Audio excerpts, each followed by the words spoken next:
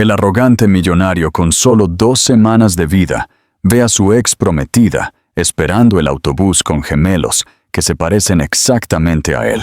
Las luces fluorescentes en el consultorio del Dr. Harrison zumbaban como avispas enojadas, mientras Andrés Montero miraba las resonancias magnéticas que iluminaban la pared, imágenes en blanco y negro que deletreaban su sentencia de muerte con precisión clínica.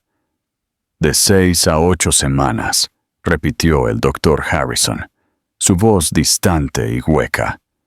Lo siento, Andrés. El glioblastoma es agresivo. Podemos discutir las opciones de cuidados paliativos, pero Andrés había dejado de escuchar.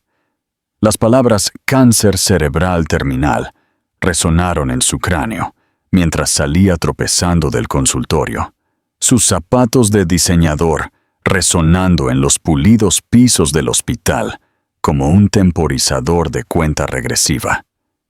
A los 39 años, Andrés Montero era dueño de la mitad del horizonte de Manhattan. Su imperio inmobiliario lo había hecho inmensamente rico, pero el dinero no podía comprarle más tiempo.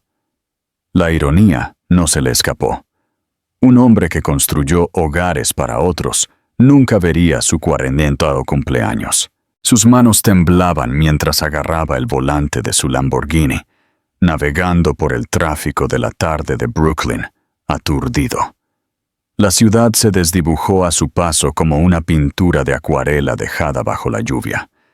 Debería llamar a su asistente, cancelar reuniones, arreglar sus asuntos. En cambio, condujo sin rumbo, su mente luchando por procesar lo imposible. Entonces los vio. Parada en la estación de metro de Atlantic Avenue, una mujer de cabello castaño rojizo sostenía las manos de 2 niños idénticos. Algo en su postura, la forma en que inclinaban la cabeza, le cortó la respiración. Andrés se detuvo bruscamente, ignorando los bocinazos de los autos detrás de él. Sus ojos se fijaron en los niños, gemelos de quizás 6 años, con cabello oscuro y ojos marrones familiares. Sus ojos. La mujer se giró ligeramente y su mundo se hizo añicos por completo. Elena, pero más vieja ahora, vestida con ropa sencilla, en lugar de vestidos de diseñador, su cabello más corto de lo que recordaba, y el nombre en su gafete de trabajo decía Elena Reyes. No Elena Soto, la mujer a la que había humillado públicamente 7 años antes. A medida que se acercaba el tren del metro, uno de los niños miró directamente a Andrés a través de la ventana del auto. La mirada inocente del niño lo atravesó como un rayo, y Andrés supo con absoluta certeza que eran sus hijos, los hijos que nunca supo que existían. Andrés abandonó su Lamborghini en la acera y se apresuró hacia la plataforma del metro, su corazón latiendo contra sus costillas. La multitud de la noche lo empujaba mientras se abría paso, desesperado por no perderlos de vista. «¡Elena!», gritó, su voz resquebrajándose. Ella se congeló. Su agarre se apretó protectoramente en las manos de los niños. Cuando se giró, su rostro se había puesto pálido como la nieve del invierno. Los niños miraron a su madre con confusión, luego al extraño bien vestido que se acercaba. «Se equivoca», dijo Elena rápidamente, acercando más a los niños. «Mi nombre es Elena Reyes, no lo conozco». Pero Andrés pudo ver la verdad en sus ojos aterrorizados. De cerca, el parecido era innegable.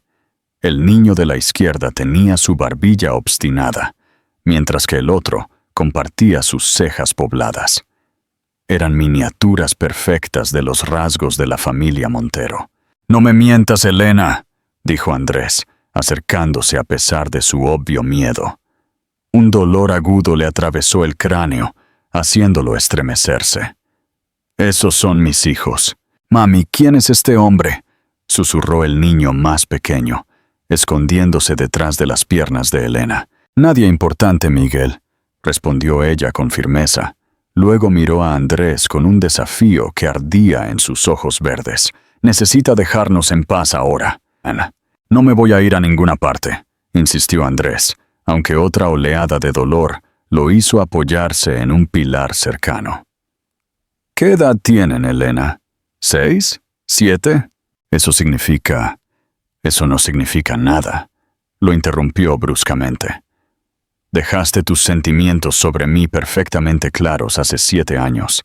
Estos niños no lo conocen y no necesitan conocerlo». El gemelo más valiente, Santiago, supuso Andrés, dio un paso adelante, estudiando a Andrés con curiosa intensidad. «¿Está enfermo, señor? Se ve pálido». Andrés se arrodilló lentamente, luchando contra el mareo que amenazaba con abrumarlo. «Estoy bien, hijo. ¿Cómo te llamas?» «No contestes», ordenó Elena. Luego se dirigió a Andrés con hielo en la voz. «Si se acerca a mis hijos de nuevo, llamaré a la policía. Ellos tienen una figura paterna que realmente se preocupa por ellos». El tren del metro rugió en la estación, ahogando la respuesta de Andrés. Mientras Elena se apresuraba con los niños hacia las puertas, Santiago miró hacia atrás una vez más. Sus ojos inocentes, llenos de preguntas que atravesaron el corazón moribundo de Andrés. Esa noche, Andrés se sentó en su ático con vistas a Central Park, su whisky sin tocar, reflejando las luces de la ciudad. El dolor en su cabeza se había intensificado, pero no era nada comparado con la agonía en su pecho. Esos niños, Santiago y Miguel, eran su carne y sangre, y se había perdido 6 años de sus vidas. Su mente se remontó a esa terrible noche de hacía 7 años, el recuerdo tan afilado como el cristal roto. El Metropolitan Club había sido decorado con rosas blancas y luces doradas para su fiesta de compromiso. 200 miembros de la élite de Nueva York se mezclaron en el gran salón de baile, celebrando lo que las páginas de sociedad llamaron la fusión del siglo. Elena se había visto radiante con su vestido esmeralda, su mano descansando protectoramente sobre su estómago aún plano. Le había contado sobre el embarazo solo unas horas antes de la fiesta. 8 semanas, había susurrado con lágrimas de alegría en sus ojos. Pero luego el socio de negocios de Andrés, Mateo, lo había apartado con noticias devastadoras. El trato de Hendrix, su mayor adquisición, se había caído porque alguien había filtrado su oferta. La investigación de Mateo apuntaba al acceso de Elena a la computadora de Andrés. «Te ha estado manipulando, Andrés», había dicho Mateo. El clásico movimiento de cazafortunas. Quedar embarazada, asegurar la fortuna. La duda había envenenado la mente de Andrés como un veneno. Cuando Elena se le acercó con champán, radiante de felicidad, algo oscuro había brotado de su pecho. «Damas y caballeros», había anunciado Andrés, su voz resonando en el silencioso salón de baile. «Me temo que ha habido un error. Este compromiso se cancela». El rostro de Elena se había desmoronado en tiempo real. «Andrés, ¿qué estás?» «No seré manipulado por una cazafortunas calculadora», había declarado, sus palabras resonando en las paredes de mármol. «Alguien que me seduciría por mi dinero y luego sabotearía mi negocio». Los jadeos y susurros habían llenado el aire como un enjambre de langostas. Elena se había quedado inmóvil, con la mano aún protectoramente sobre su estómago, las lágrimas corriendo por su rostro mientras 200 testigos veían su mundo colapsar. 3 días después, Mateo confesó. Un empleado celoso había filtrado la información. Pero para entonces, Elena había desaparecido junto con el niño que había perdido por el trauma. La copa de whisky de Andrés se le resbaló de los dedos temblorosos, rompiéndose contra el suelo de mármol. Había destruido a la mujer que amaba y matado a su propio hijo con su crueldad. Ahora, con la muerte corriendo hacia él, había descubierto que 2 niños habían sobrevivido de alguna manera a su devastador error. Durante 3 días, Andrés acechó la estación de metro como un fantasma en espera. Los dolores de cabeza empeoraban, acompañados de momentos en los que su visión se volvía borrosa y sus manos temblaban incontrolablemente. Pero no podía rendirse, no cuando había encontrado a sus hijos. El jueves por la noche, Elena salió de la estación con los niños, su mandíbula apretada con determinación cuando lo vio. «¡Esto es acoso!», dijo fríamente, colocándose entre Andrés y los niños.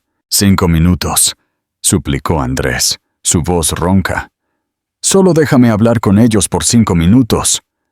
Santiago se asomó por detrás de su madre, con ojos curiosos, mientras Miguel se agarraba más fuerte a la mano de ella, su pequeño rostro marcado por la ansiedad.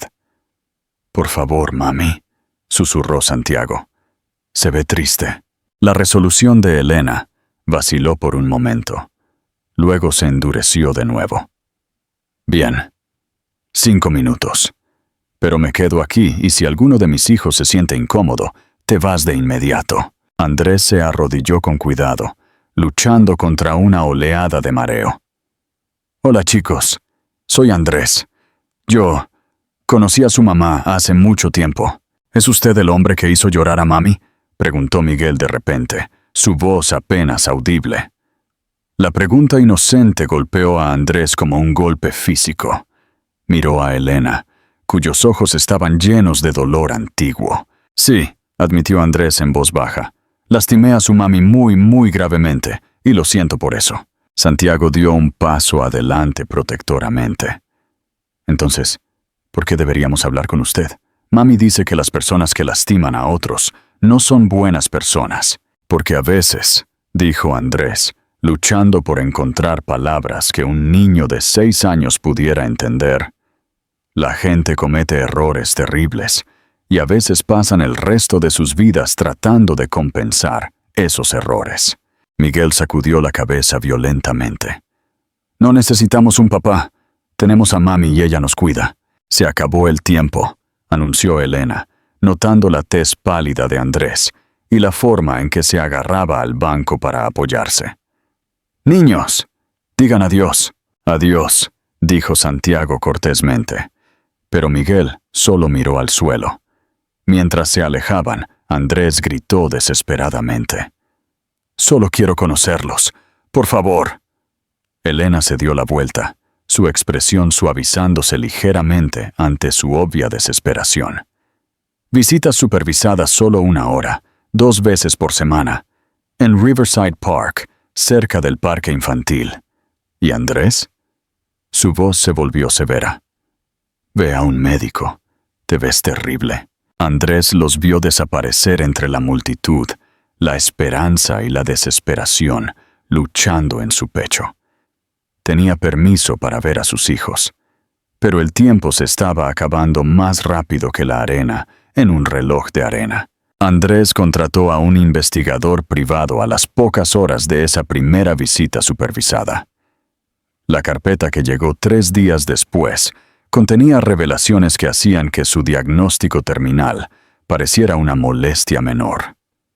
Elena Reyes, legalmente cambiada de Elena Soto, tenía 3 trabajos: mañanas en el Hospital Metodista de Brooklyn como técnica de radiología, tardes limpiando oficinas en el centro y fines de semana en un restaurante local. Su ingreso mensual apenas cubría el alquiler de su pequeño apartamento de 2 habitaciones en un vecindario donde las sirenas sonaban durante la noche. Pero el descubrimiento más devastador llegó en un informe escolar, guardado en lo profundo del archivo. Miguel tenía dislexia severa. La terapia recomendada costaba $300 a la semana, dinero que Elena simplemente no tenía. El niño se estaba quedando cada vez más atrás. su confianza desmoronándose con cada intento de lectura fallido. Andrés estudió la foto escolar de Miguel, viendo sus propias luchas infantiles reflejadas en esos ojos marrones confundidos. Él había superado sus dificultades de aprendizaje con tutores caros y programas especializados. Su hijo no tenía ese lujo.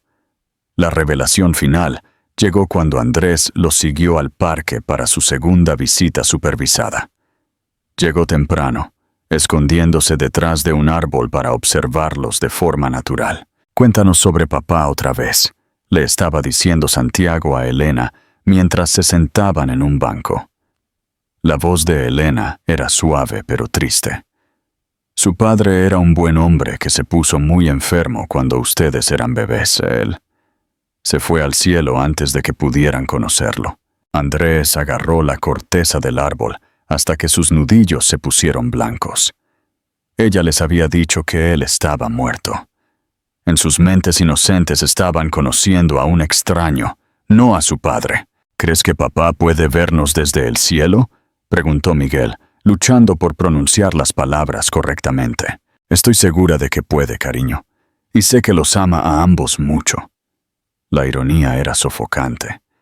Andrés se estaba muriendo, pero en las mentes de sus hijos, él había estado muerto durante 6 años.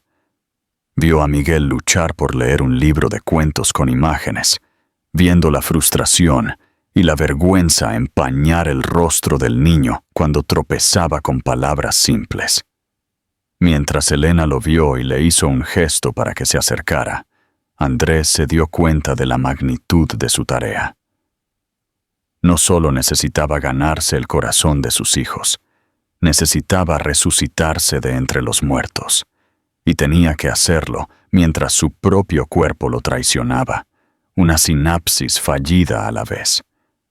El dolor de cabeza que le golpeó al caminar hacia su familia fue tan intenso que casi colapsa. Andrés se apoyó en un banco del parque, forzando una sonrisa, mientras Elena lo observaba con creciente preocupación. El dolor de cabeza se sentía como metal fundido detrás de sus ojos, pero no podía dejar que sus hijos vieran debilidad. Aún no. «¿Estás bien?», preguntó Elena en voz baja, mientras los niños jugaban en los columpios cercanos. «Solo cansado», mintió Andrés, sentándose pesadamente.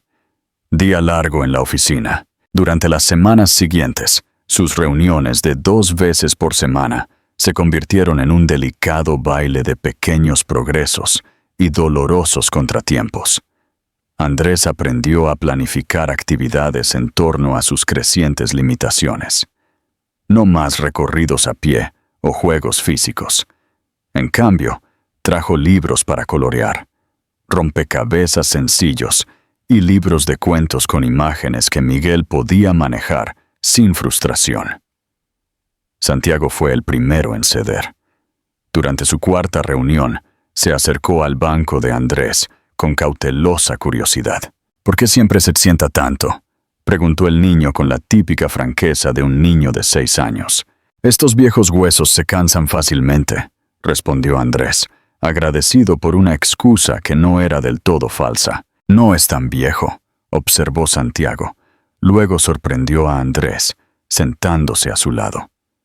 «El papá de mi amigo Tomás es mayor que usted y juega fútbol con nosotros». El pecho de Andrés se apretó. «Quizás podríamos leer una historia en su lugar». Mientras tanto, Miguel permanecía firmemente distante, a menudo escondiéndose detrás de Elena o negándose a hablar directamente con Andrés.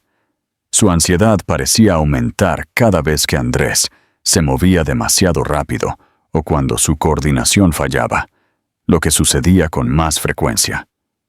«Es muy sensible», explicó Elena una tarde mientras Andrés luchaba por abrir una caja de jugo con dedos temblorosos. «Los cambios lo alteran, especialmente las personas nuevas». «Entiendo», dijo Andrés, aunque su corazón dolía al ver a Miguel retirarse al otro lado del parque infantil cada vez que se acercaba. Para la 6ª semana, Santiago había comenzado a llamarlo señor Andrés, y ocasionalmente compartía chismes del parque infantil o mostraba dibujos de la escuela. Pero Miguel continuó observando desde lejos, sus ojos oscuros, llenos de la misma cautela que perseguía el rostro de Elena. Andrés sabía que el tiempo se estaba acabando.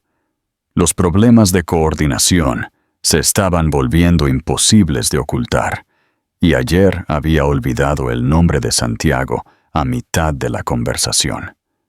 Pronto incluso estas preciosas horas robadas estarían más allá de su capacidad de fallo. 3 semanas después, Elena llamó a Andrés con pánico en su voz. Miguel está teniendo problemas en la escuela. Hay una reunión de emergencia con su maestra. ¿Podrías venir? Es posible que necesite todo el apoyo que pueda obtener. Andrés se encontró en el aula pequeña de la PSMIOTCC, sentado al lado de Elena, en sillas de plástico del tamaño de un niño. Su visión seguía borrosa, y tuvo que agarrarse al pequeño escritorio para mantenerse concentrado mientras la señora Rodríguez explicaba la situación. Miguel tuvo un colapso total durante la hora de lectura, dijo la maestra suavemente. Tiró su libro por la habitación y se escondió debajo de su escritorio llorando. Seguía diciendo que era demasiado estúpido y que todos se reían de él. A través de la ventana del aula, Andrés pudo ver a Miguel sentado solo en la oficina del director, sus pequeños hombros temblando con sollozos silenciosos. La vista hizo que su pecho se contrajera, con un dolor que no tenía nada que ver con su tumor.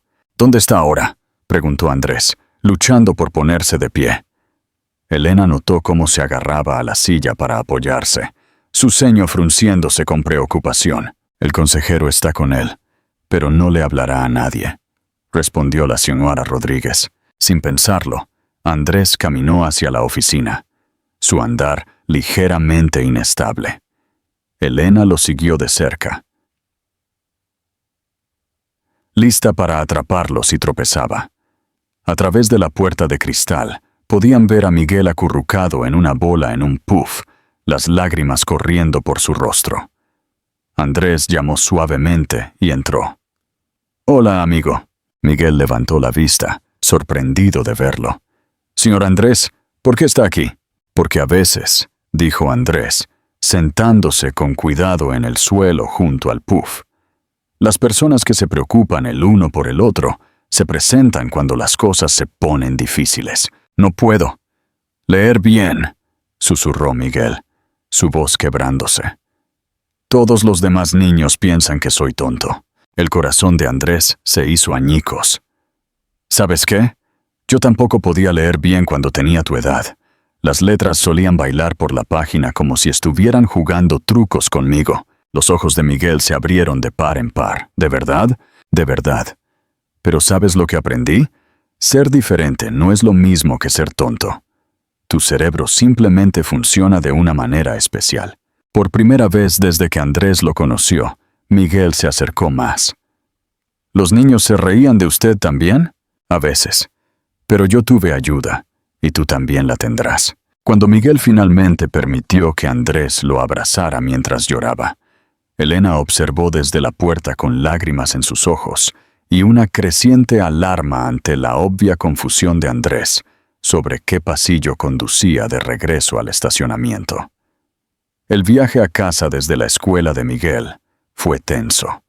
Elena se sentó en el asiento del pasajero del Lamborghini de Andrés, su ojo entrenado catalogando cada síntoma que había estado notando inconscientemente durante semanas. «Detente», dijo de repente cuando Andrés luchó por recordar qué salida conducía a Brooklyn. «Estoy bien», insistió Andrés, aunque el sudor le perlaba la frente a pesar del aire fresco del otoño. «Andrés, trabajo en radiología. Veo escáneres cerebrales todos los días». Su voz era clínica ahora, despojada de emoción. Los dolores de cabeza, los problemas de coordinación, los lapsos de memoria, la forma en que te agarras a las cosas para mantener el equilibrio. Estos no son síntomas de estrés. Las manos de Andrés se apretaron en el volante. «Estás exagerando. Detén el coche. Ahora». Él se detuvo en una gasolinera, sus movimientos bruscos e inciertos. Elena se giró para mirarlo por completo, sus ojos verdes agudos con una evaluación profesional. Cefalgia persistente, disfunción de la coordinación motora, confusión episódica, recitó en terminología médica. ¿Cuánto tiempo llevas experimentando síntomas neurológicos? Elena, por favor. ¿Cuánto tiempo? Su voz cortó sus protestas como un bisturí. Andrés cerró los ojos. Defraud. Unos meses, tal vez más. Dios mío. La fachada clínica de Elena se resquebrajó ligeramente. ¿Has estado cerca de mis hijos con una condición neurológica sin diagnosticar? ¿Qué pasaría si hubieras tenido una convulsión? ¿Qué pasaría si te hubieras colapsado mientras sostenías a Miguel? No es tan grave. Mierda. El entrenamiento de Elena se puso en marcha con toda su fuerza. El inicio gradual del declive neurológico en un hombre de 39 años apunta a varias posibilidades, ninguna de ellas buena. Tumor, enfermedad degenerativa, condición autoinmune. «Para», susurró Andrés. «Verás a un neurólogo dentro de 48 horas», declaró Elena, su voz sin admitir discusión. «Obtendrás un examen completo, resonancia magnética, paneles de sangre, todo. Y hasta que lo hagas, no te acercas a Santiago y Miguel. No puedes. No puedes alejarme de ellos. Ya lo verás». Los ojos de Elena ardían con furia protectora. «No permitiré que traumatices a mis hijos al colapsar frente a ellos. Hazte las pruebas, Andrés. Averigua qué te pasa. Luego hablaremos». Mientras salía del auto, llamando a un taxi desde su teléfono, Andrés se dio cuenta de que su tiempo se estaba acabando más rápido de lo que había anticipado. Los instintos médicos de Elena eventualmente la llevarían a la verdad. La pregunta era, ¿le permitiría ver a sus hijos una vez que supiera que se estaba muriendo? 2 días después, Andrés se sentó en el mismo consultorio del neurólogo, donde su mundo se había derrumbado por primera vez, viendo a Elena estudiar sus películas de resonancia magnética con la intensidad de un detective examinando la evidencia de una escena del crimen. El Dr. Harrison había accedido de mala gana a incluirla en la consulta, dada su formación médica y su relación con el paciente. Los escáneres brillaban contra la caja de visualización como estrellas malévolas. El rostro de Elena pasó por un espectro de emociones, curiosidad profesional, alarma creciente y, finalmente, una comprensión devastadora. «Glioblastoma multiforme», susurró, trazando los bordes irregulares del tumor con el dedo. Etapa 4. «¿Cuánto tiempo llevas sabiendo esto?», preguntó al doctor. El doctor Harrison miró a Andrés, que estaba desplomado en su silla como un hombre condenado. 6 semanas. ¿6 semanas? Elena se dio la vuelta, sus ojos ardiendo de furia. ¿Has sabido que te estabas muriendo durante 6 semanas y no me lo dijiste? Elena, por favor. Por favor, nada. Su voz se quebró como un látigo. He estado permitiendo que pases tiempo con mis hijos mientras me mentías a la cara sobre tener cáncer cerebral terminal. Andrés intentó ponerse de pie, pero su coordinación lo traicionó y casi se cae de nuevo en la silla. Solo quería tiempo con ellos. Necesitabas manipularme. La compostura profesional de Elena se hizo añicos por completo. Pronóstico de 6 a 8 semanas. Eso significa que te quedan quizás 2 semanas, ¿verdad, Dr. Harrison? El neurólogo asintió con gravedad. El tumor ha crecido significativamente desde el diagnóstico inicial. Ahora estamos hablando de días o semanas. Elena se presionó las manos contra las sienes, caminando por la pequeña oficina como un animal enjaulado. Esto es una locura. Esto es una locura total. Me dejaste pensar que estabas estresado o con exceso de trabajo mientras tu cerebro se estaba muriendo literalmente. Tenía miedo de que me cortaras por completo, admitió Andrés, su voz apenas audible. Ya he perdido 7 años con ellos. No podía perder el poco tiempo que me quedaba. Elena dejó de caminar. Su pecho se agitaba con emoción.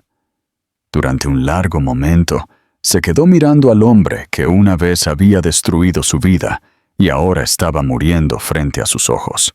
Si quieres el tiempo que te quede con Santiago y Miguel, dijo finalmente, su voz mortalmente tranquila. Nunca me volverás a mentir sobre nada. Yo decido cómo manejamos esto con los niños. Yo decido cuándo se lo decimos. Y yo decido cuánto tiempo tienes. ¿Entendido? Andrés asintió desesperadamente. ¿Entendido? ¿Y Andrés? Los ojos verdes de Elena estaban llenos de lágrimas que se negaba a derramar. Siento que te estés muriendo, pero no permitiré que destruyas a mis hijos de la misma manera que me destruiste a mí. Las nuevas reglas de Elena eran tan estrictas como un protocolo militar. Las visitas se redujeron a 1 hora, 2 veces por semana, siempre en su apartamento donde Andrés podía descansar si era necesario. No más reuniones en el parque. Su equilibrio se había vuelto demasiado poco confiable. «Niños», anunció Elena en su primera visita supervisada en interiores. «Andrés va a pasar un tiempo tranquilo con ustedes. Se ha sentido enfermo últimamente, así que necesitamos mantener las actividades tranquilas». Santiago, ahora con 8 semanas de conocer a Andrés, había desarrollado una racha protectora. «¿Estarás bien, papá Andrés?», preguntó, el título híbrido saliendo de forma natural. El corazón de Andrés casi se detuvo. «¿Papá Andrés? ¿Está bien?», preguntó Santiago con incertidumbre. «No eres como un papá normal, pero tampoco eres solo Andrés».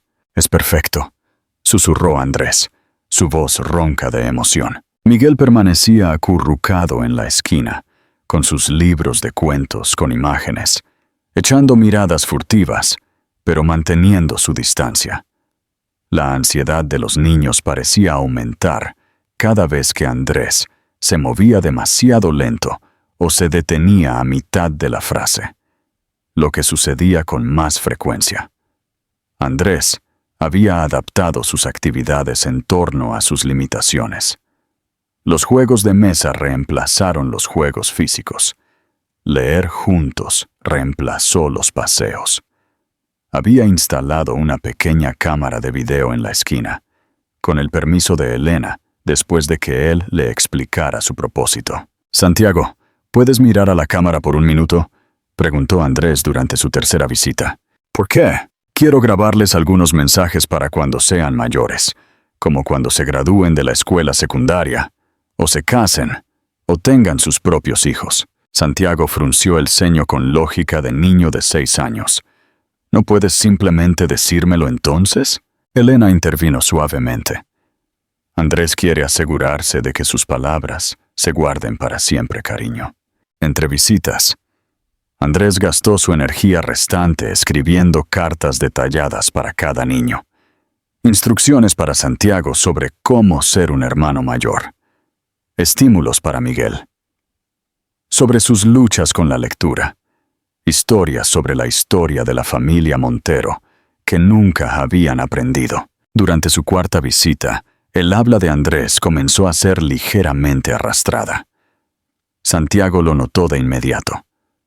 «Papá Andrés, suena raro». «A veces mi boca no funciona tan bien como solía hacerlo», explicó Andrés simplemente. «¿Como Miguel con la lectura?». «Exactamente así».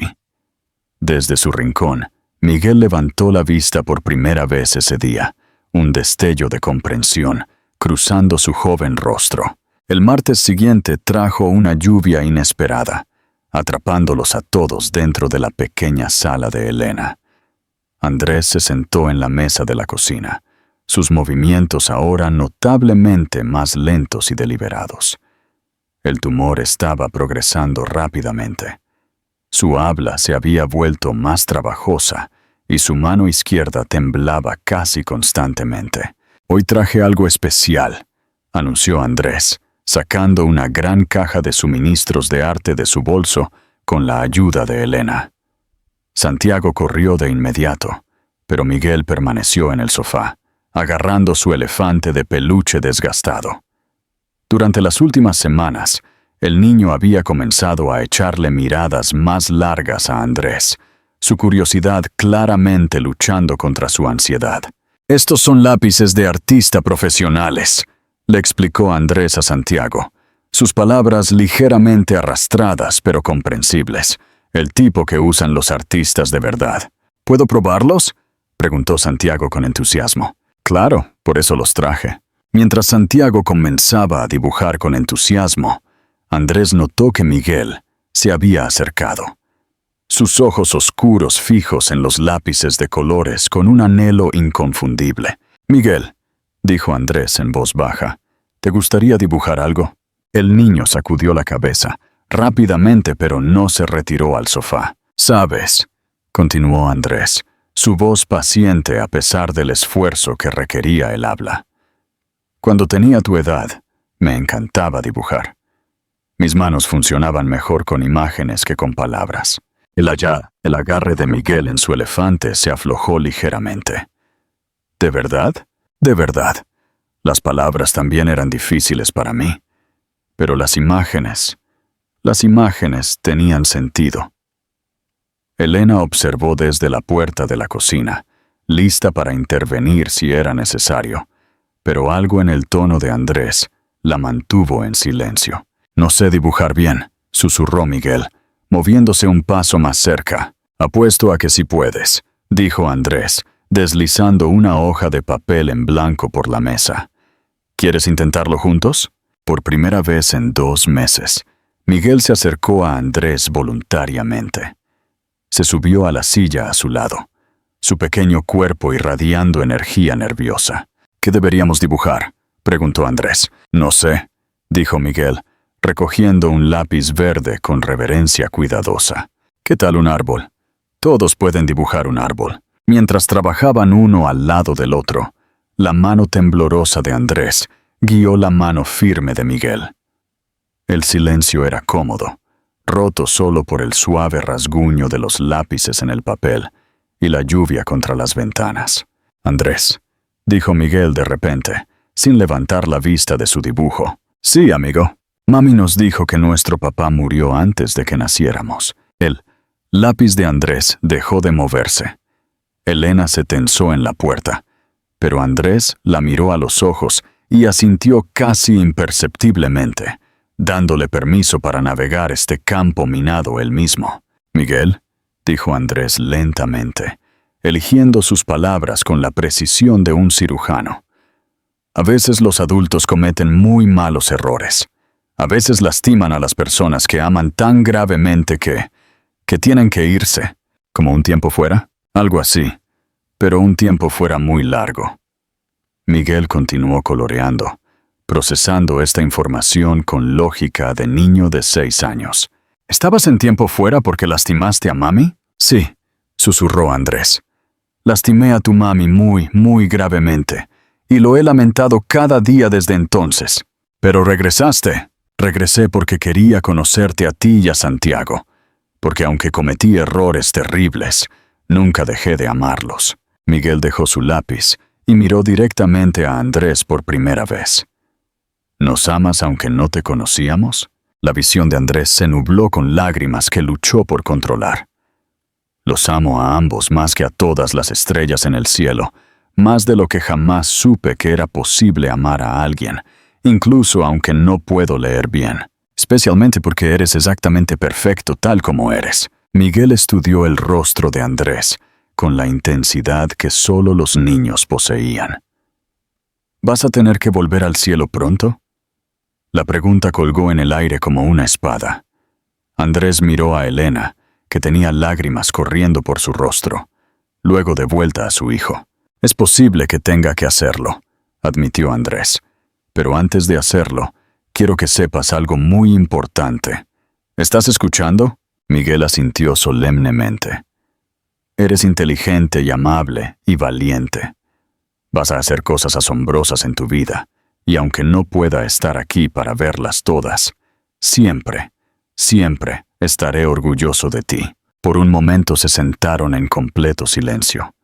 Luego, para asombro de todos, Miguel lentamente acercó su silla a la de Andrés. ¿Puedo darte un abrazo?, preguntó el niño en voz baja. El corazón de Andrés casi estalló de alegría y dolor. Me encantaría eso más que nada.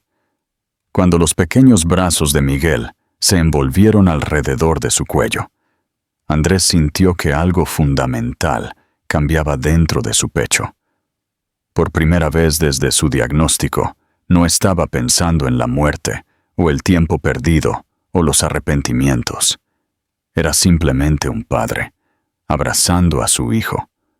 Completo en ese momento perfecto. La finca de la familia Montero en Greenwich se encontraba como un monumento al dinero antiguo, sus columnas georgianas proyectando largas sombras sobre el césped cuidado. Andrés agarró el volante de su Lamborghini con ambas manos. Elena a su lado, observando cada uno de sus movimientos con precisión médica. En el asiento trasero, Santiago y Miguel pegaron sus rostros a las ventanas con asombro. ¿Aquí es donde solías vivir?, preguntó Santiago con asombro. Hace mucho tiempo, respondió Andrés, su discurso más laborioso que ayer. El tumor estaba avanzando agresivamente. Había perdido parcialmente la visión en su ojo izquierdo esa misma mañana. Los padres de Andrés, Isabel y Carlos Montero III, se pararon rígidamente en los escalones delanteros, como estatuas de mármol. A los 70 y 75 años, respectivamente, personificaban la aristocracia de Connecticut. Dignos, controlados y totalmente desprevenidos para la bomba que su hijo moribundo estaba a punto de soltar. «Madre, padre», dijo Andrés mientras se acercaban, apoyándose pesadamente en el brazo de Elena. «Me gustaría que conocieran a sus nietos». La fachada compuesta de Isabel se resquebrajó de inmediato. «Andrés, ¿de qué estás hablando?», Santiago y Miguel continuó, instando suavemente a los niños a avanzar. «Tienen 6 años. Son míos». Carlos estudió a los niños con el ojo agudo de un hombre acostumbrado a evaluar linajes. Los rasgos de la familia Montero eran inconfundibles. La barbilla fuerte, los ojos marrones inteligentes, la forma en que ambos niños se portaban con confianza inconsciente. «Esto es imposible», susurró Isabel. «Nunca lo mencionaste». «Hay mucho que nunca mencioné», interrumpió Andrés. Su voz se volvía más débil. «Pero no tenemos tiempo para largas explicaciones. Me estoy muriendo y estos niños necesitan una familia». La siguiente hora fue un delicado baile de conmoción, negación y aceptación gradual. Isabel, a pesar de su desconcierto inicial, se encontró atraída por las preguntas precoces de Santiago sobre los retratos familiares que adornaban las paredes. Carlos, un pragmático de corazón, ya estaba calculando las implicaciones legales de las reclamaciones de paternidad póstumas. «Las complejidades legales son asombrosas», admitió Carlos en privado a Andrés y Elena en su estudio. «Sin paternidad establecida, sin tu nombre en los certificados de nacimiento. Por eso traje esto», dijo Andrés, sacando un grueso documento legal. «Mi abogado ha estado trabajando las 24 horas. Reconocimiento de paternidad a través de mi testamento, con verificación de ADN a seguir. Todo está arreglado». Elena observó esto con emociones encontradas. Una parte de ella estaba agradecida por la seguridad financiera que estas personas podían proporcionar a sus hijos. Otra parte resentía lo fácilmente que la riqueza podía resolver problemas que la habían atormentado durante años. «Los fondos fiduciarios están estructurados para un crecimiento a largo plazo», explicó el abogado de Andrés, David Chen, mientras se unía a ellos. Los gastos de educación cubiertos hasta la escuela de posgrado. La terapia de Miguel totalmente financiada. Asignaciones de vivienda que se ajustan con la inflación. ¿Has pensado en todo?, dijo Elena en voz baja. Andrés se volvió hacia ella con ojos que contenían toda una vida de arrepentimiento. Estoy tratando de hacerlo. No puedo devolverle su infancia, pero puedo darle su futuro. Mientras tanto, en el jardín, algo mágico estaba sucediendo. Isabel había superado su conmoción inicial y estaba mostrando a los niños su preciado jardín de rosas. Santiago la bombardeó con preguntas sobre nombres de plantas y temporadas de crecimiento, mientras que Miguel, envalentonado por el avance de ayer con Andrés, en realidad habló directamente con su abuelo sobre el estanque de peces koi.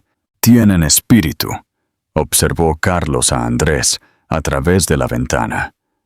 «El niño con los problemas de lectura, Miguel, me recuerda a ti a esa edad. La misma determinación escondida detrás de la incertidumbre». «Va a ser extraordinario», dijo Andrés. Sus palabras se arrastraban más notablemente. «Ambos lo serán». Para la noche, los documentos legales estaban firmados, presenciados y notariados. Se recolectaron muestras de ADN para una verificación póstuma, un paso mórbido pero necesario. Los niños heredarían no solo dinero, sino un legado, un apellido de familia y abuelos que ya mostraban signos de un amor protector feroz. Mientras se preparaban para irse, Isabel apartó a Elena. «Sé que no hemos tenido ninguna relación», dijo la mujer mayor con cuidado, «y sé que mi hijo te lastimó terriblemente, pero esos niños ahora son Montero. Eso significa algo en esta familia». «¿Qué significa?», preguntó Elena. «Significa que nunca les faltará nada. Educación, oportunidades, apoyo, lo que sea que necesiten. Y significa que tú también eres de la familia, te guste o no». Durante el viaje de regreso a Brooklyn, Santiago estaba lleno de emoción sobre sus nuevos abuelos, mientras que Miguel se sentaba en silencio procesando los eventos del día. Andrés apenas podía mantener los ojos abiertos. El esfuerzo del día había agotado la poca energía que le quedaba. «Papá Andrés», dijo Miguel en voz baja, mientras se detenían en el vecindario de Elena. «Sí, amigo», laboró. «¿La abuela Isabel y el abuelo Carlos nos van a cuidar cuando te vayas al cielo?». La pregunta atravesó el corazón de Andrés. «Te van a ayudar a cuidarte, pero mami siempre será la persona más importante». «Bien», dijo Miguel con la finalidad de un niño de 6 años. «Me caen bien, pero amo más a mami». Mientras Elena ayudaba a Andrés a salir del auto, sus piernas casi cedieron por completo. El tiempo se estaba acabando más rápido de lo que nadie había anticipado. 2 semanas después de la visita a la finca de los Montero, Andrés ya no podía caminar sin ayuda. La silla de ruedas que Elena había accedido de mala gana a alquilar se sentaba en su sala de estar como un invitado no deseado, sus rieles cromados atrapando la luz de la tarde que se filtraba por sus pequeñas ventanas. «Niños, Andrés está aquí», llamó Elena suavemente, ayudándolo a pasar del auto a la silla de ruedas con eficiencia practicada. Su entrenamiento en radiología le había enseñado el cuidado básico de pacientes, pero nada la había preparado para ver al padre de sus hijos desvanecerse ante sus ojos. Santiago corrió a saludarlos, pero se detuvo en seco cuando vio la silla de ruedas. Su joven rostro pasó por confusión, preocupación y un desgarrador intento de normalidad. «Hola, papá Andrés», dijo con cuidado. «¿Cómo es que necesitas esa silla?» «Mis piernas no funcionan tan bien ya», logró Andrés, su habla ahora significativamente deteriorada. La simple frase requería un tremendo esfuerzo, y Elena podía ver el agotamiento ya arrastrándose por sus facciones. Miguel apareció en la puerta, su elefante de peluche apretado con fuerza contra su pecho. Desde su avance de hace 3 semanas, se había vuelto más cariñoso con Andrés, pero la silla de ruedas claramente lo asustaba. «¿Te va a lastimar?», susurró Miguel, acercándose lentamente. «No, no me lastima. Me ayuda. Como las gafas ayudan a la gente a ver mejor». Elena había establecido nuevos protocolos. Visitas de 30 minutos como máximo, supervisión constante e interrupción inmediata si Andrés mostraba signos de confusión o angustia. También había movido todos los objetos rompibles fuera de su alcance, después de que Andrés había tirado una lámpara durante su última visita. Su conciencia espacial cada vez más comprometida. «¿Qué hacemos hoy?», preguntó Santiago, sentándose con las piernas cruzadas en el suelo al lado de la silla de ruedas. Andrés metió la mano en el bolso que colgaba del apoyabrazos de su silla, sus movimientos lentos y deliberados. «Traje la cámara de video», dijo, cada palabra requiriendo un esfuerzo visible. «¿Cómo hacer películas?». Los ojos de Santiago se iluminaron de emoción. «Algo así. ¿Quieres ayudarme a grabar mensajes especiales?». Elena colocó la cámara en su trípode, mientras Andrés se concentraba. Ella había discutido este plan con él ayer. Mensajes de video finales, para que cada niño los recibiera en hitos importantes de la vida. Graduaciones, bodas, el nacimiento de sus propios hijos. Palabras desde más allá de la tumba para guiarlos a través de momentos que él nunca presenciaría. «Santiago primero», dijo Andrés, haciendo un gesto a su hijo para que se sentara al lado de la silla de ruedas. La sesión de grabación fue a la vez hermosa y desgarradora. Andrés, a pesar de su condición deteriorada, logró reunir una claridad notable para su hijo mayor. «Santiago, si estás viendo esto, probablemente te estés graduando de la escuela secundaria», comenzó Andrés. Sus palabras cuidadosamente espaciadas. «Quiero que sepas lo orgulloso que estoy. Siempre fuiste el valiente, el protector. Cuida de Miguel, pero recuerda, no tienes que cargar con el mundo entero. Y Santiago, tu mami. Ella es la persona más fuerte que he conocido. Escúchala». Cuando fue el turno de Miguel, el niño se subió cuidadosamente al regazo de Andrés. Ya no le tenía miedo a la silla de ruedas. «Miguel, mi dulce niño», susurró Andrés a la cámara. Su voz se volvía más débil. «Si estás viendo esto, tal vez estés luchando con la lectura de nuevo. Quiero que sepas, diferente no significa roto. Tu cerebro funciona de maneras hermosas. Sientes las cosas profundamente. Eso es un regalo. El mundo necesita personas que vean con el corazón. Y Miguel, esas palabras que son difíciles ahora, algún día encontrarás las que más importan». A mitad de la grabación de Miguel, el habla de Andrés se volvió más trabajosa. Elena notó que su ojo izquierdo comenzaba a desviarse. Una señal de que el tumor estaba afectando sus centros de control motor. «Tal vez deberíamos parar», sugirió Elena suavemente. «No», insistió Andrés con una sorprendente firmeza. «Necesito terminar». Pero mientras intentaba continuar, sus palabras se volvieron confusas. Luego se detuvieron por completo. Por un momento aterrador, miró fijamente a la cámara, la confusión empañando sus facciones. «Andrés». Elena se acercó, su mano en su hombro. «Yo... ¿Dónde?».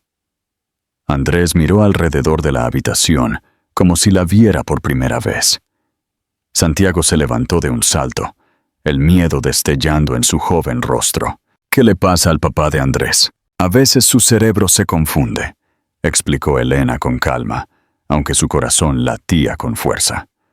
«Justo como a veces las computadoras se congelan».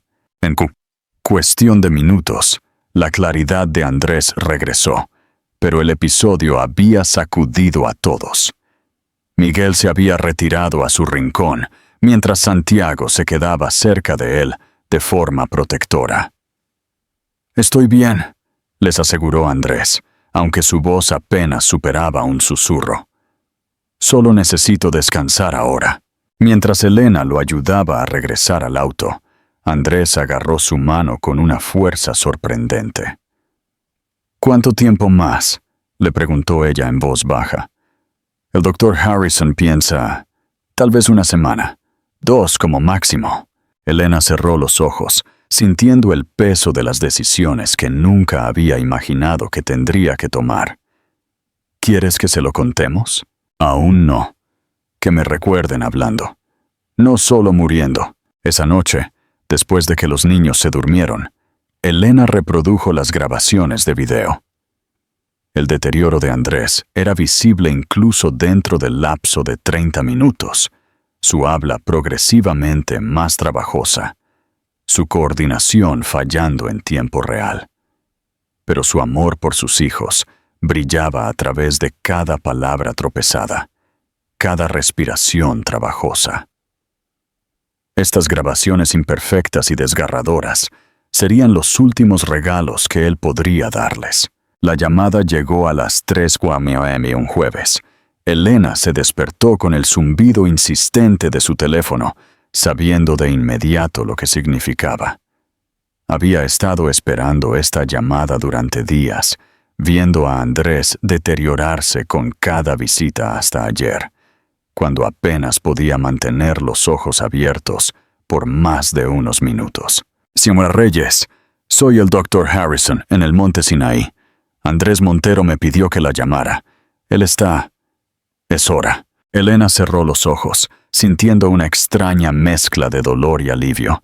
«¿Cuánto tiempo?» «Horas, tal vez un día o 2 como máximo.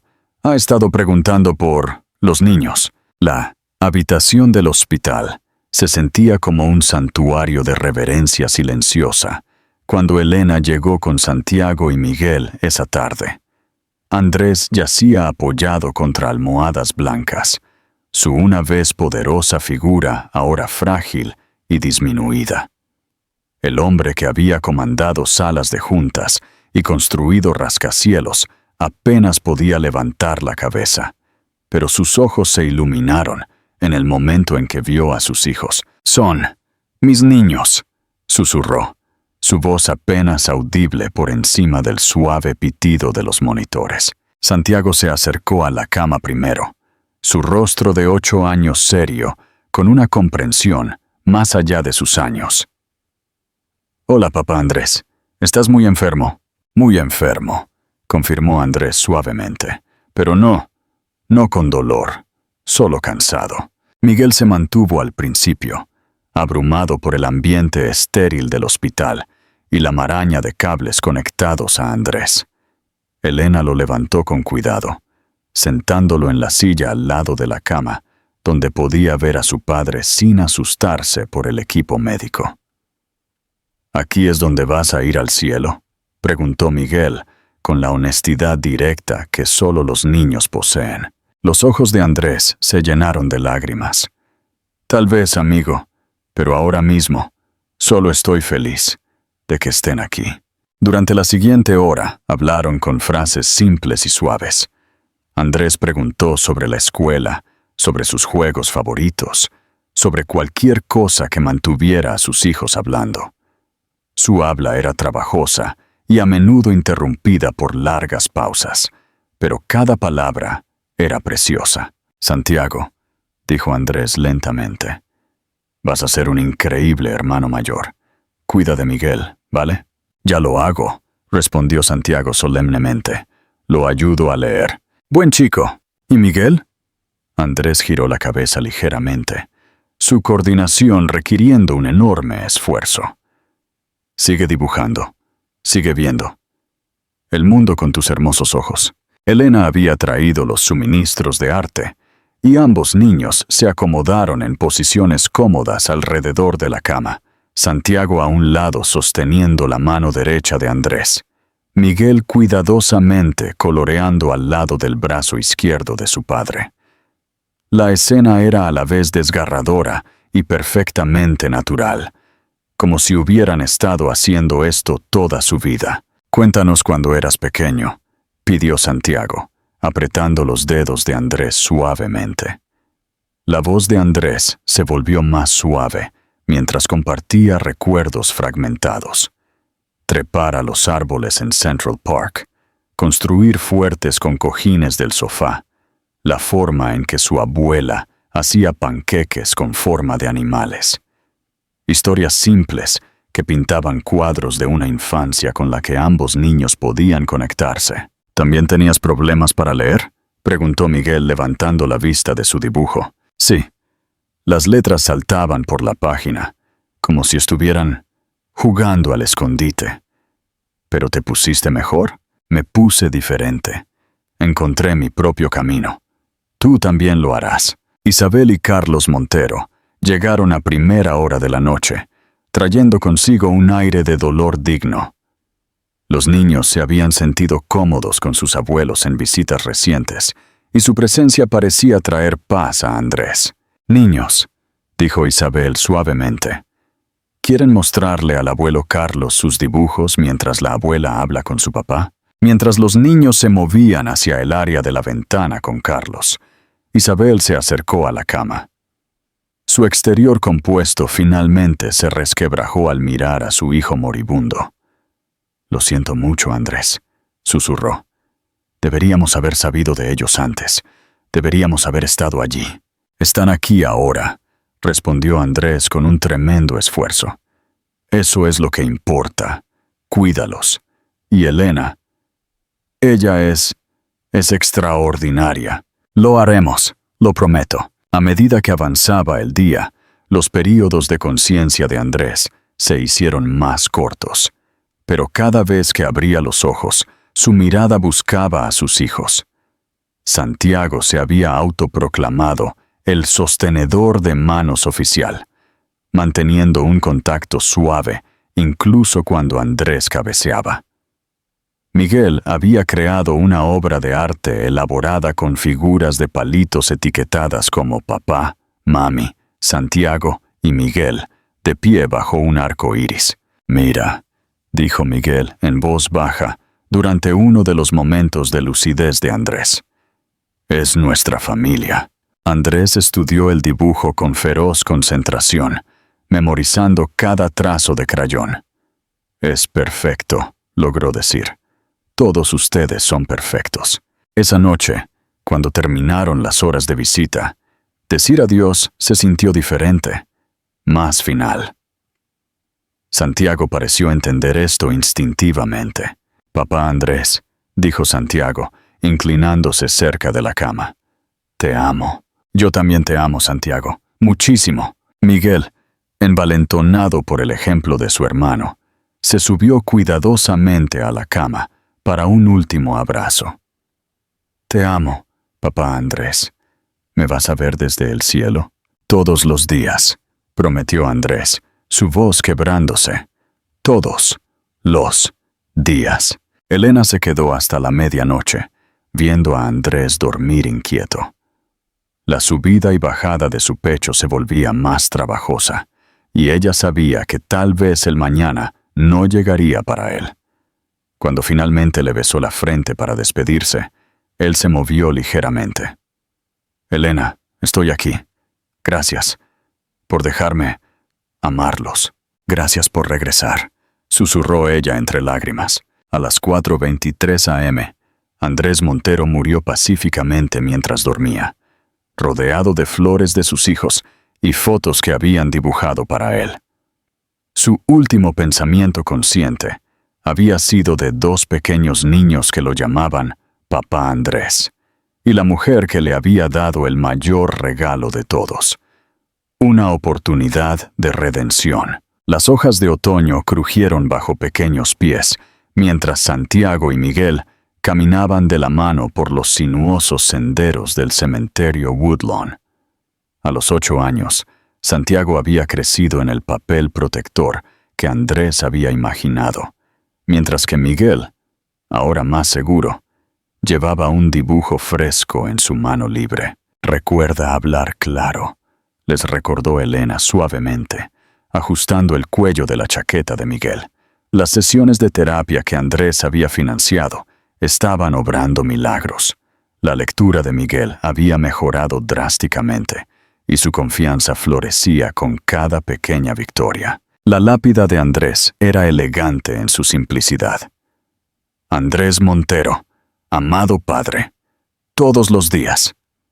Los niños habían elegido esas palabras finales ellos mismos, recordando su promesa de verlos desde el cielo. «Hola, papá Andrés», dijo Santiago, sentándose con las piernas cruzadas en el césped con facilidad practicada. Miguel aprendió a leer un libro entero él solo esta semana.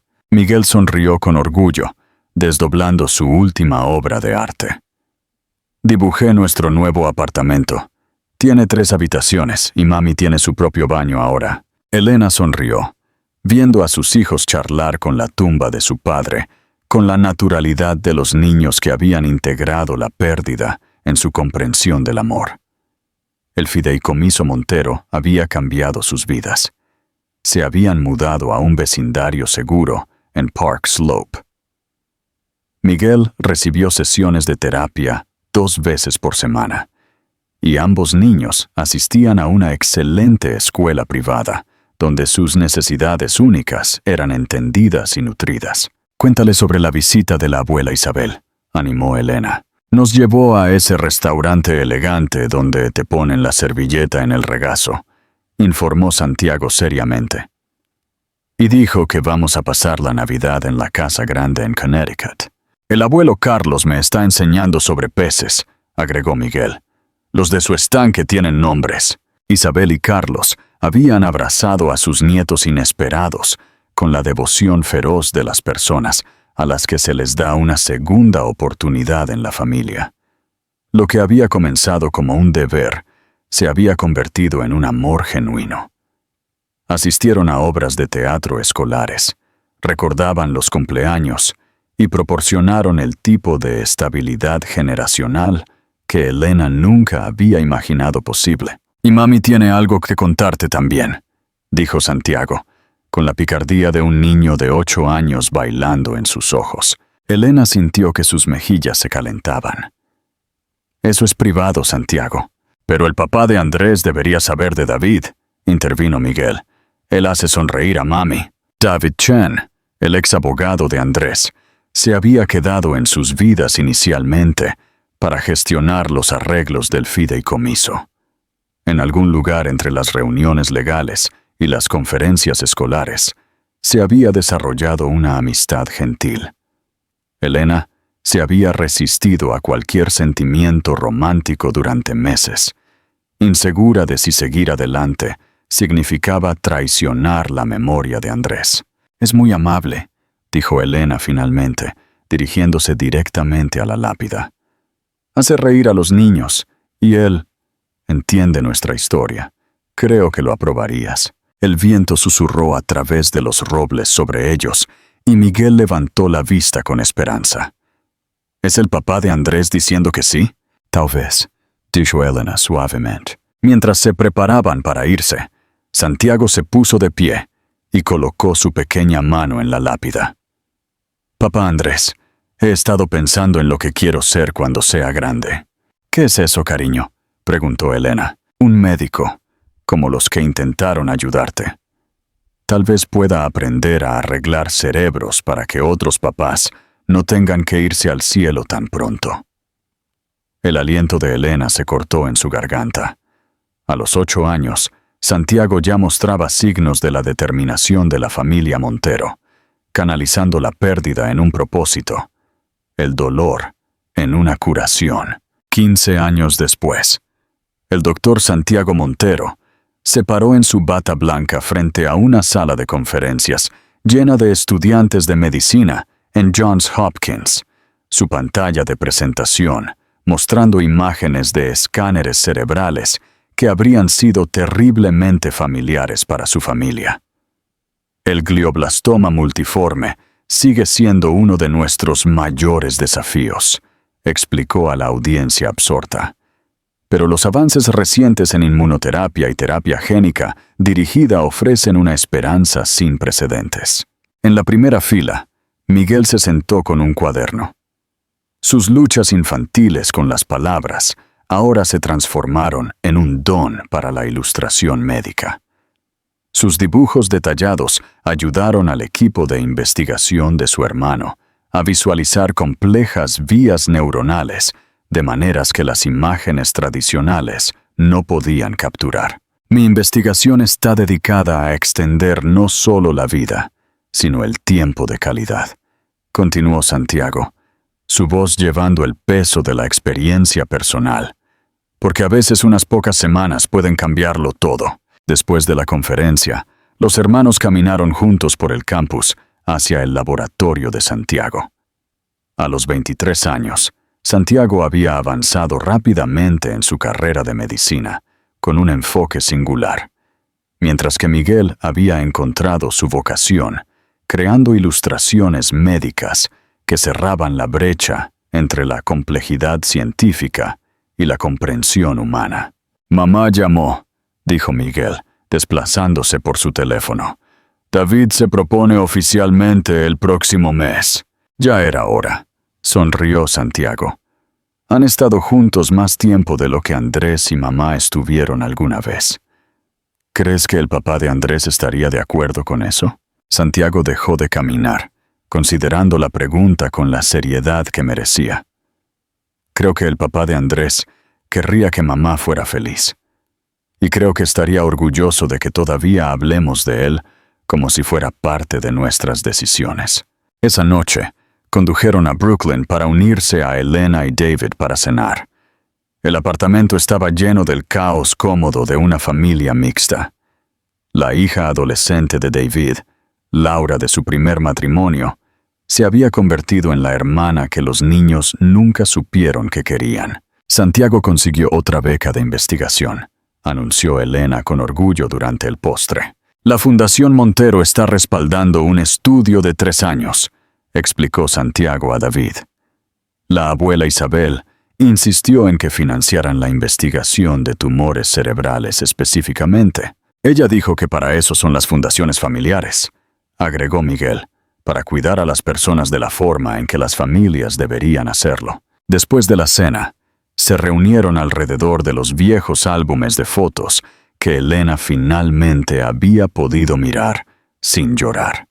Imágenes de Andrés durante su breve tiempo con los niños llenaron las páginas.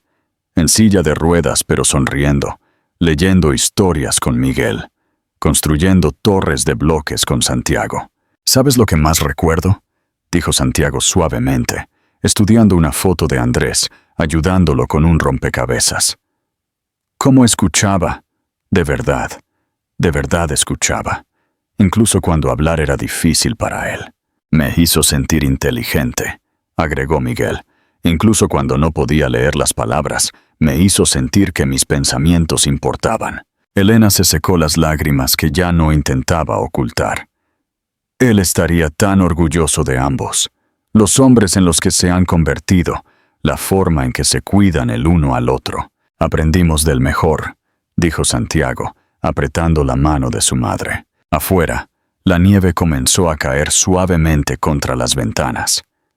Mañana, visitarían la tumba de Andrés de nuevo, como lo habían hecho todos los meses durante 15 años. Le contarían sobre el último avance de la investigación de Santiago, sobre el nuevo encargo de Miguel para ilustrar un libro infantil sobre las diferencias de aprendizaje, sobre el compromiso de Elena con un hombre que honraba la memoria de Andrés, amando bien a su familia. Y en algún lugar en el espacio, entre el recuerdo y la esperanza, el legado de Andrés Montero continuaba, no en edificios o cuentas bancarias, sino en 2 jóvenes extraordinarios que habían aprendido que el amor podía trascender el tiempo, que la redención siempre era posible, y que a veces el regalo más profundo que un padre podía dar a sus hijos era el coraje de vivir plenamente, incluso a la sombra de la pérdida. El niño que no podía leer se había convertido en un artista cuyo trabajo ayudaba a curar a otros. El hermano mayor protector Había dedicado su vida a asegurar que ninguna familia perdiera a un padre de la forma en que ellos lo habían hecho. Y la mujer que había sido rota por la traición había aprendido a amar de nuevo, rodeada de la familia que las últimas semanas de Andrés habían hecho posible. Al final, 6 semanas habían cambiado todo.